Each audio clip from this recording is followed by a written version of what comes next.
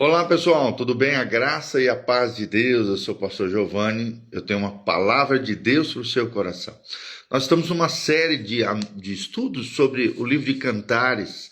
Hoje vamos estudar Cantares capítulo 2. Ontem vimos Cantares 1, 2 hoje, amanhã 3 e assim por diante, dia a dia avançando, estudando juntos de forma expositiva, sistemática, o livro de Cantares de Salomão, o grande rei de Israel. Um homem cheio de sabedoria e graça, que nos ensina princípios espirituais, princípios de vida extraordinários para abençoar o nosso coração. Então abre o seu coração, deixa Deus falar com você através do texto bíblico. Cantares capítulo 2, versículo 1, diz: Eu sou a rosa de Saron, o lírio dos vales. Qual o lírio entre os espinhos, tal é a minha querida entre as donzelas.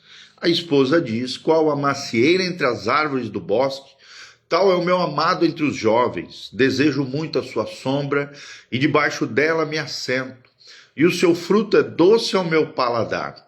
Leva-me à sala do banquete, e o seu estandarte sobre mim é o amor. Sustentai-me com passas, confortai-me com maçãs, pois desfaleço de amor. A sua mão esquerda esteja debaixo da minha cabeça, e a direita me abrace. Conjuro-vos, ó filhas de Jerusalém, pelas gazelas e servas do campo, que não acordeis nem desperteis o amor, até que este o queira. Ouço a voz do meu amado, e ei-lo aí galgando os montes, pulando sobre os outeiros.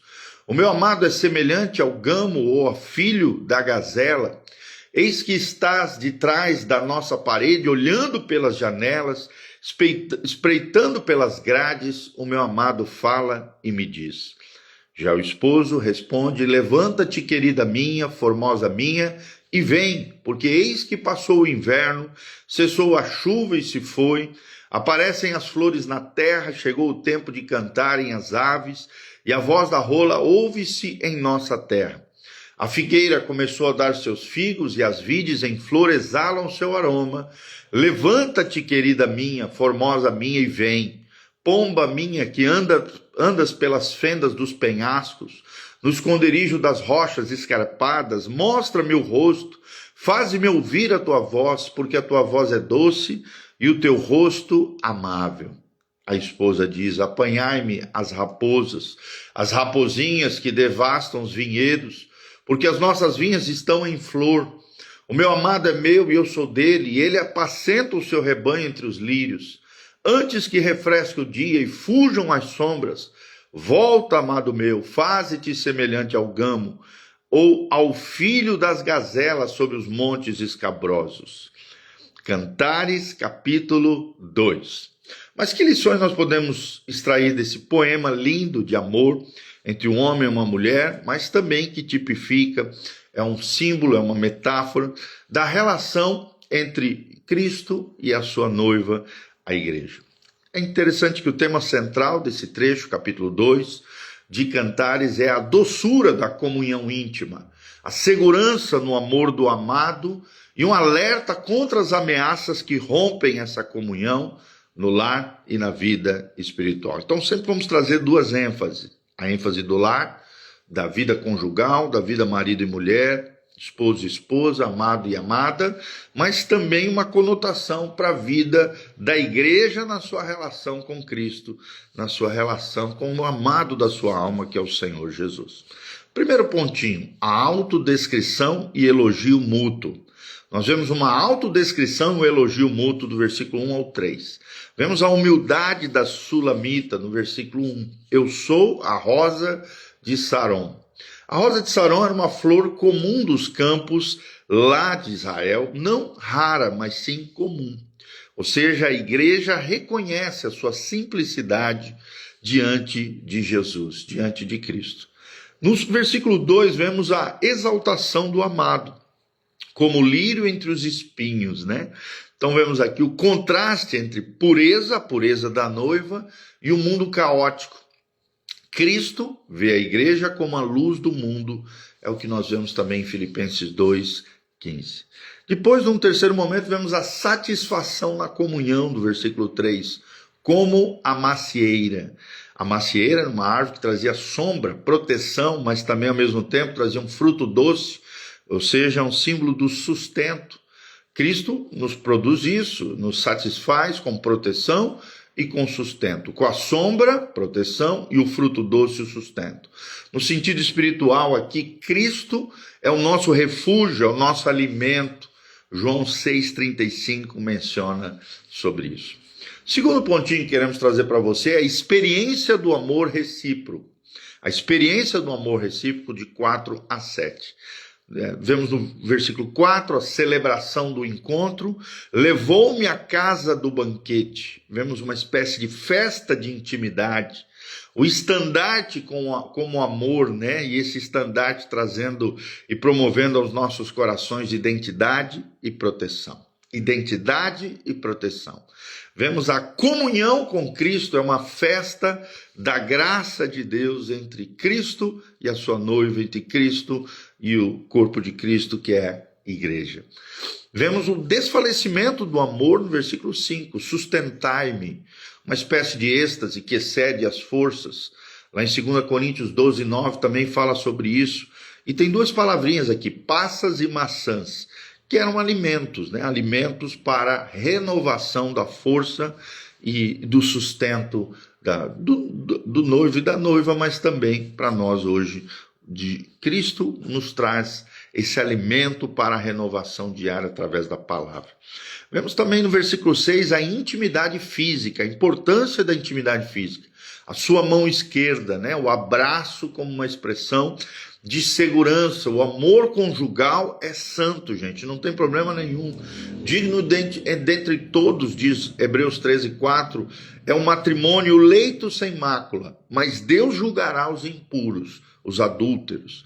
Então, dentro do casamento, o amor conjugal, a intimidade física é santa, é sacra, é abençoada, é digna de honra e deve ser exaltado dentro do contexto da família. Mas no versículo 7 vemos a advertência solene de Deus. Não acordeis o amor antes do tempo. Então, aqui fala, Eclesiastes 3:5 também fala do respeito ao tempo do amor. Existe um tempo propício para isso, um tempo propício para a intimidade conjugal, um tempo propício para o amor ser despertado. E a aplicação espiritual para nós hoje é não forçar movimentos espirituais, também não forçar o despertamento do amor em outras pessoas fora do contexto do casamento. Para a igreja, não forçar movimentos espirituais, né? Não forçar situações espirituais como se Deus estivesse produzindo, se ele não está, e ele sim pode produzir avivamentos, mover de Deus, mover do Espírito, mas não force, não atente contra Deus, não force movimentos espirituais. Terceiro pontinho, a voz do amado, de 8 a 14. Vemos uma chegada triunfal no versículo 8 a 9, eis que ele vem, saltando sobre os montes, né? Então vemos aqui esse salto sobre os montes, os obstáculos sendo superados, do amor, do casamento, mas também do relacionamento Cristo e a igreja. Olha pela janela, diz o texto sagrado. E aqui nós vemos uma expectativa da noiva no encontro com o seu noivo. Assim também Cristo vem buscar a sua igreja, e a sua igreja precisa ansiar ardentemente pela volta do seu amado, o amado da sua alma. 1 Tessalonicenses 4, 16 a 17, essa promessa extraordinária está na palavra de Deus. Vemos um convite à primavera também, no versículos 10 a 13, levanta-te. Ou seja, um chamado para um novo tempo no versículo 10. E o fim do inverno no versículo 11, ou seja, o fim da esterilidade espiritual. E vemos os sinais da renovação no versículos 12 a 13. As flores como um sinal das novas oportunidades, o roxinol como um símbolo da alegria, os figos como um símbolo da frutificação.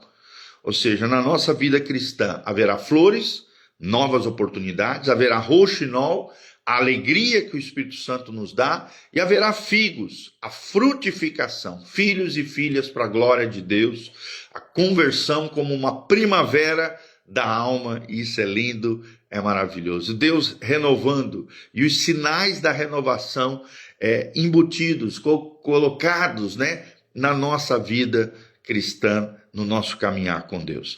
Vemos também um chamado à revelação no versículo 14, uma pomba que se esconde, um convite para sairmos do isolamento. Mostra-me o teu rosto, diz o versículo 14. Aqui nós vemos um desejo de intimidade plena entre o marido e a mulher, entre o esposo e a esposa, o amado e a amada. Mas também faz-me ouvir a valorização da voz da noiva.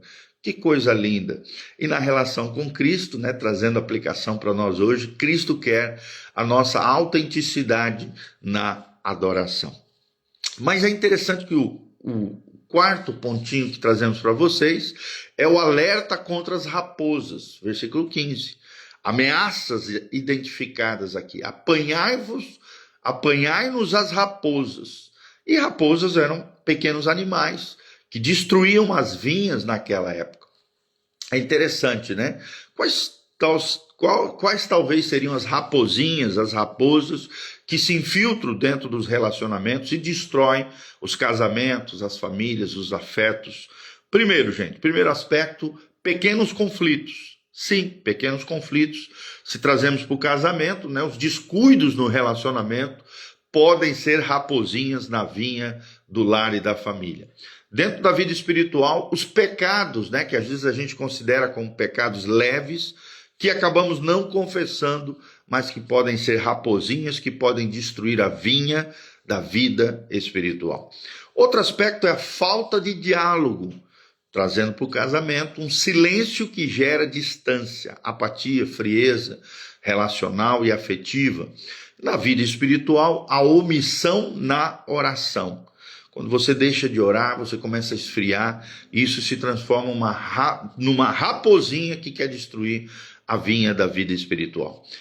Outro aspecto, as influências externas, dentro do casamento, amizades nocivas, relacionamentos que podem destruir o casamento, os afetos, promovendo infidelidade, destruições. Sim, no casamento isso pode acontecer. E na vida espiritual, as heresias, as doutrinas falsas que podem abalar, acabar, destruir a nossa fé e nos desviar do caminho da salvação. Então, a advertência é isso. As raposas minam a raiz do amor. Cuidado com as raposinhas, não permita que as raposinhas destruam a sua vinha, seja o seu casamento, seus afetos, os seus relacionamentos, ou seja, a sua vida espiritual, o seu relacionamento com Cristo, o seu relacionamento com Deus. Depois vemos, em quinto lugar, uma confissão de pertencimento, de 16 a 17, uma posse mútua no versículo 16. O meu amado é meu e eu sou dele.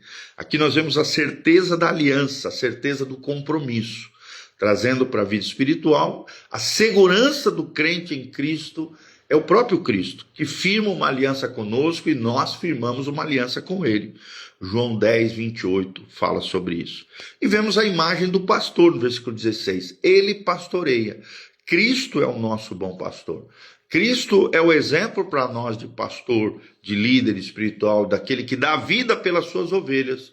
João 10, versículo 11. E vemos uma ausência temporária no final aqui desse capítulo, no versículo 17. Até que refresque o dia, diz o texto. Ou seja, a noite como um período de espera. Volta, amado meu. Vemos da noiva aqui uma ânsia pela volta do amado. E os montes de Béter fala de obstáculos também a serem vencidos, porque cada montanha é um obstáculo, é um desafio, é uma conquista. Obstáculos a serem vencidos dentro dos relacionamentos, tá bom? Então, a igreja anela pela volta de Cristo. Assim como a noiva aguarda o retorno do seu noivo, a esposa do seu esposo, assim o corpo de Cristo, a igreja, a noiva de Cristo, anseia pela volta de Jesus, Apocalipse 22, 20 e 1 Tessalonicenses 4, de 12 em diante. Os princípios chaves que nós vemos em Cantares capítulo 2, primeiro conceito, a intimidade progressiva. Versículos 4 e 14. Aplicando para nós hoje, a comunhão exige revelação gradual. Você não pode, dentro de um momento de comunhão, revelar tudo, não.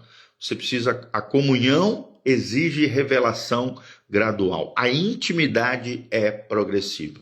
Segundo conceito que aprendemos em Cantares 2 é a vigilância contínua. Versículo 15. Pequenos pecados, pequenas raposinhas destrói grandes amores. Pequenos pecados, pequenas raposinhas destroem grandes amores. Vemos como terceiro conceito a segurança no amor.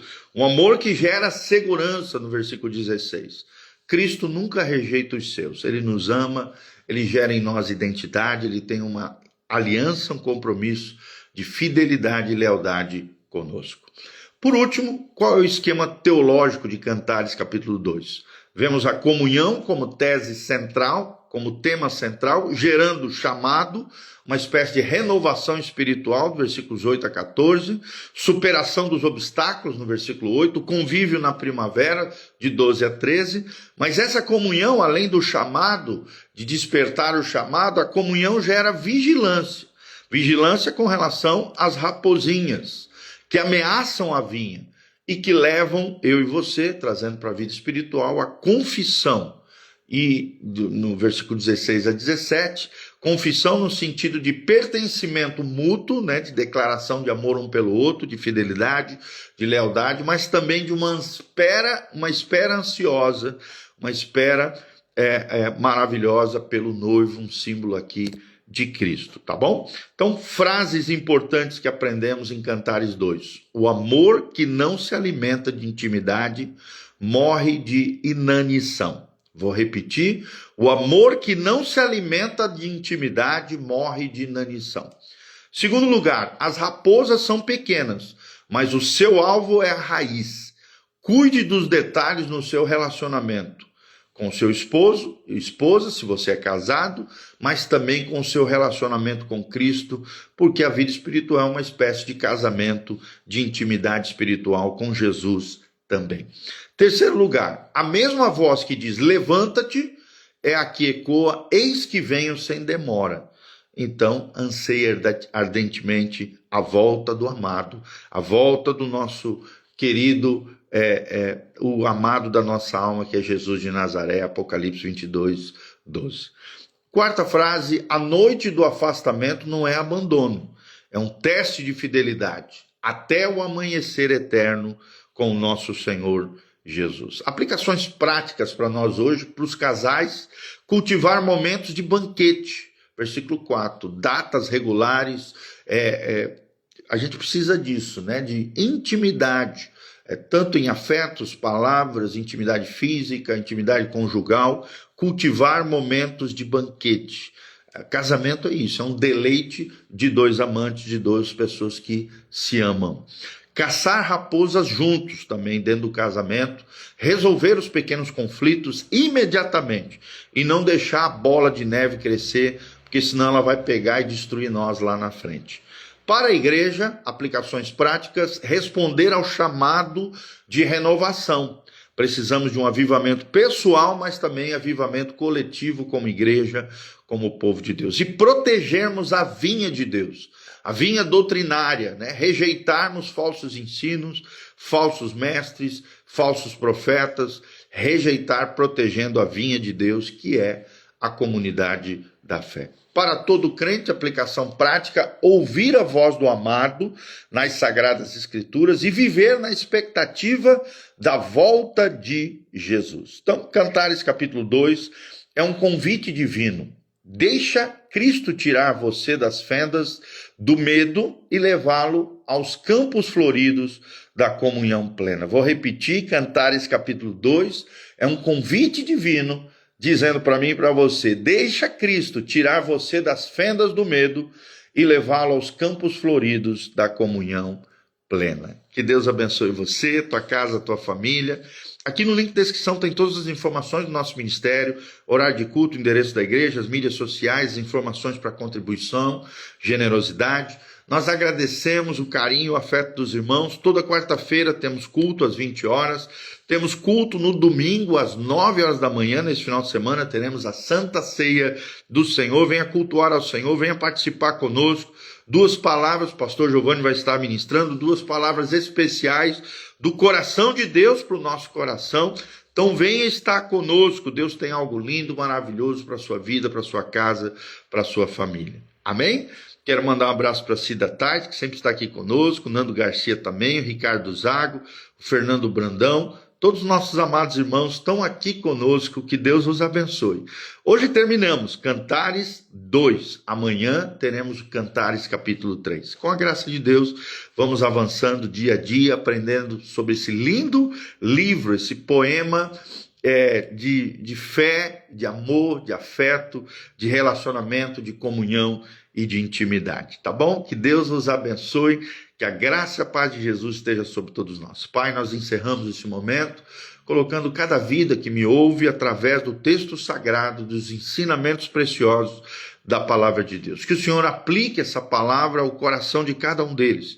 Que o teu Espírito Santo esteja gerando vida, cura, restauração, intimidade com Deus, intimidade com Jesus de Nazaré, através da unção do poder do Espírito Santo. Pai, vai levantando o caído, cura o enfermo, sara o ferido, vai restaurando os teus filhos, alinhando os seus corações com os céus, que eles anseiam ardentemente a volta do nosso amado, o amado da nossa alma, Jesus de Nazaré, que sejamos desapegados a esse mundo caído, corrompido, e nos apeguemos ao amor maior, que é o amor de Deus, que excede todo entendimento.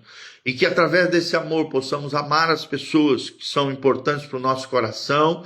Ó Deus, reconhecendo e tirando da nossa vinha, Pai, as raposinhas que de alguma maneira querem destruir as raízes do amor, querem destruir os afetos e os relacionamentos, principalmente a comunhão com o Senhor. Nós te pedimos essa graça, nos capacita, nos ajuda, nos abençoa, em nome de Jesus, a arrancarmos essas raposinhas, para que a tua vinha, a vinha da nossa vida, cresça, floresça, amadureça, frutifique, seja abençoada, próspera, gere muita alegria e bênção para nós e para as pessoas que estão ao nosso redor. Pai, é o que nós te pedimos, de todo o coração, para o louvor e glória do teu nome, em o nome de Jesus.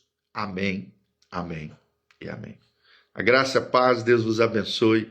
Louvado seja o nome do Senhor. Amém.